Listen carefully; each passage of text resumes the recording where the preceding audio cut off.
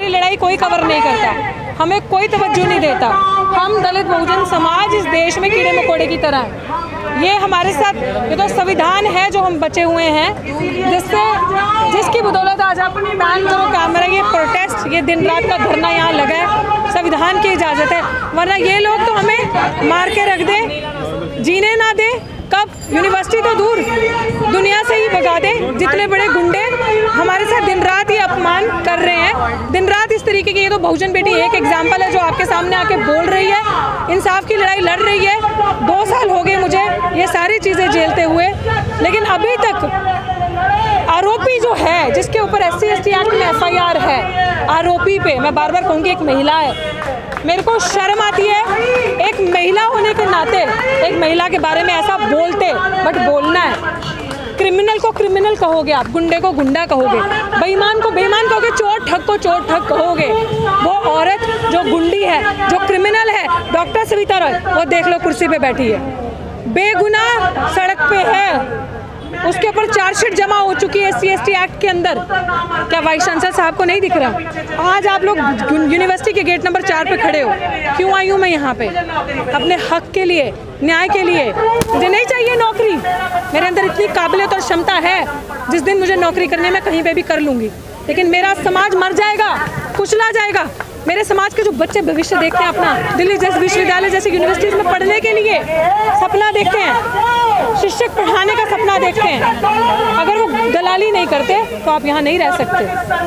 अगर आप दलाली नहीं करते, अगर आप इनके दरिया नहीं ढोगे, पत्तल नहीं चाटोगे, इनके साथ यस मैम नहीं कहोगे, तो आप यहाँ नहीं रह सकते। अगर आप हक की बात करते हो, अम्बेडकर की बात करते हो, संविधान की बात करते हो, किसी के साथ इंसाफ और उसके साथ खड़े होते हो, तो आपका ये हशर होता है। लेकिन कोई बात नहीं, 1.25 लाख से 1 लड़ाऊँ तब गोविंद सिंह नाम कहलाऊँ। मैं वो सूरनी हूँ, वो शेर नहीं हूँ जिसने वो शिक्षा का दूध पिया है जो दहाड़ती है, जो डॉक्टर अम्बेडकर के सिद्धांतों पे चलती है, जिसने अपना सिर कभी नहीं झुकाया, ना मैं अपना सिर झुकाऊंगी। मेरा तो दूर, मैं अपने समाज का स्वाभिमान और आत्मसम्मान की लड़ाई है, मैं झुकने नहीं दूंगी। ये उस डिग्निटी की लड़ाई है, लड़ूंगी जब तक आखिरी सांस होगा। सर पे मेरे आप समझ लो कफन है, अब यहाँ से तभी जाऊंगी जब इंसाफ मिलेगा, तब तक नहीं जाऊंगी वापस। और दूसरी चीज़, जो लोग ये चाहते कि कब तक धरना चलेगा, अनिश्चित काल। आज वाइस चांसलर साहब अपना दिखाओ कि आप इनजस्टिस के खिलाफ हैं। आप आरोपी को आज ध्वस्त करते हो अपनी सीट से, उसको टर्मिनेट करते हो, सस्पेंड करते हो, तो आज मैं अपना धरना उठा लूँगी। ये धरना तब तक नहीं उठेगा जब तक ये सस्पेंड नहीं हो। देखिए, संविधान जो है बिल्कुल ताक पर खड़ा है जी। बाबा साहब का टाइम हो गया कि इंद्र मेघवाल को घड़े से पानी पीने पर मार दिया जाता है, हत्या कर दी जाती है। डॉक्टर रतन लाल को ऐसे ही बुलाकर उनके गिरफ्तार कर लिया जाता है। डॉक्टर रितु को हक के लिए बोलने के लिए सस्पेंड कर दिया जाता है, निकाल दिया जाता है कॉलेज से। मुझे खुद शिक्षक दिवस पर सस्पेंड कर दिया जाता है। मुजफ्फरनगर का एक किस्सा सुना है जी, बिल्कुल, कि भाई मुस्लिम का लड़का है, उसको थप्पड़ मार, क्योंकि बच्चे को बच्चे से पिटवा रहे हैं। अध्यापिका का वहाँ का वो कहती हैं, लोगों से बात करी है, इंटरव्यू खुद दी है, और कहती है तमाम लोगों से कि मेरा कोई वो नहीं था टैग कि बच्चे को मुसलमान कहना या एक समुदाय के लोग को अलग से पहचान देना, बच्चों के बीच में भेदभाव लाना। पर मुझे मतलब मेरे मन में भी एक सवाल है और आपसे भी जानना चाहूँगी, आप एक महिला हैं, कि जिस तरह से वो दूसरे बच्चे से कह के और उस बच्चे को थप्पड़ खिलवा रही थी, कहीं ना कहीं वो हिंदू और मुसलमान के जो समुदाय के लोगों के बीच में क्या बच्चों को सिखाया जा रहा है जाति विवाद को लेकर?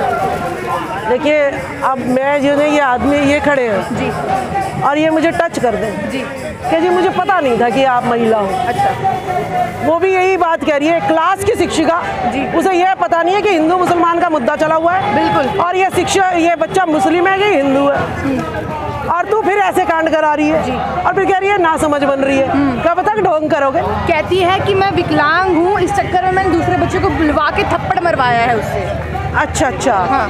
तो सबसे पहले तो बच्चे को मारना ही बंद है, बिल्कुल, स्कूलों में बंद है, ठीक है। आपने क्या उसके माँ बाप को बुला के कहा कि बच्चा काम नहीं कर रहा, ठीक है? अगर आपने माँ बाप को बुला के नहीं कहा। स्पेशली कहा गया है उस वीडियो में कि वो कह रहे हैं बच्चे से कि मुसलमान लोग जो है, महिला जो है वो मायके चली जाती है अपने, तो उस वजह से बच्चे ने होमवर्क नहीं किया था, इसलिए उन्होंने दूसरे बच्चे से थप्पड़ खिलवाया है। सोचिए, समुदाय, अलग मुसलमान समुदाय के लोगों के लिए उन्होंने स्पेशली चीज़ का वर्णन किया। अरे आप उस बातों को छोड़ दो, आप मेरी बात को समझो कि मैं एक शिक्षिका हूँ। भाई मेरा बच्चा अगर काम नहीं कर रहा, सरकार ने कहा हुआ है कि भाई कोई हाथ नहीं उठाएगा जी। जब काम नहीं कर रहा है या कोई कंप्लेन है तो पेरेंट्स टीचर मीटिंग होती है। बिल्कुल। वो किस लिए रखी जाती है?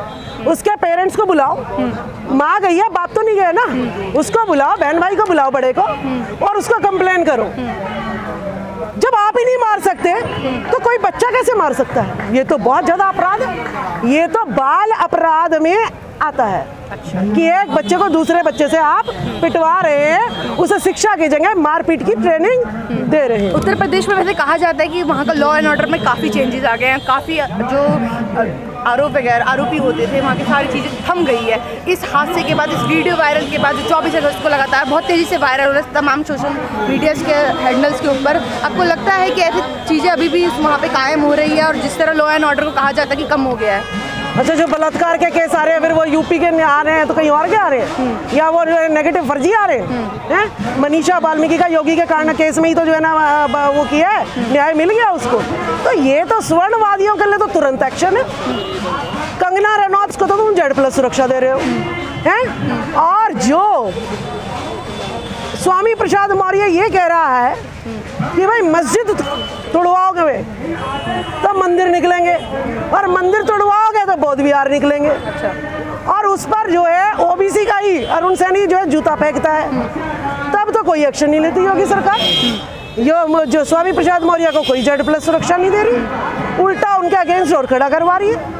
तो ये जातिवाद कहाँ तक चलेगा? अच्छा, आज मैं देख रही हूँ तमाम पीछे पोस्टर्स भी आप लोगों ने लिखा है कि बहुजन समाज में जो जातिवाद किया जा रहा है उसको हटाओ। तो आपको लगता है कि डॉक्टर ऋतु सिंह और जो आपने तमाम लोगों के नाम लिए, डॉक्टर रतन लाल, इन सभी के ऊपर जो जिस तरह से कहीं ना कहीं भेदभाव किया जा रहा है, बहुत गंदी तरीके से भेदभाव हो रहा है। हमारे बच्चों को करने वाली भी एक महिला है, एक दूसरी महिला के साथ कर रही है।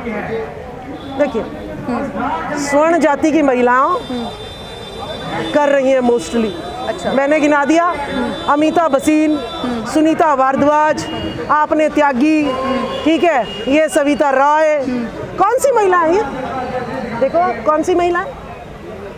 तो इसीलिए बहुजनों को एक होना पड़ेगा, और स्वर्णवादी की महिलाएं भी अब हमारे लिए विषैली हो गई हैं, ये मुझे समझ आ गया है, क्योंकि स्मृति ईरानी मणिपुर के कांड में एक बार भी नहीं बोली। सिलेंडर के लिए बोल सकती है, 3 महिलाएं इनके राज में नग्न घुमाए जाते हैं, उसके लिए बोल नहीं सकती है। तो इनकी स्वर्णवादी महिलाएं भी। राहुल गांधी के फ्लैंक किस पे तो बहुत बड़ा बवाल मचा दिया था उन्होंने। भाई स्मृति ईरानी को तो बोलने की भी जरूरत नहीं है, इसके लिए फ्लाइंग किस तो मायने क्या रखता है। तो मैं इन बातों पे ज़्यादा ध्यान वो नहीं करती हूँ, उसकी तो औकात ही नहीं है कि वो इस चीज़।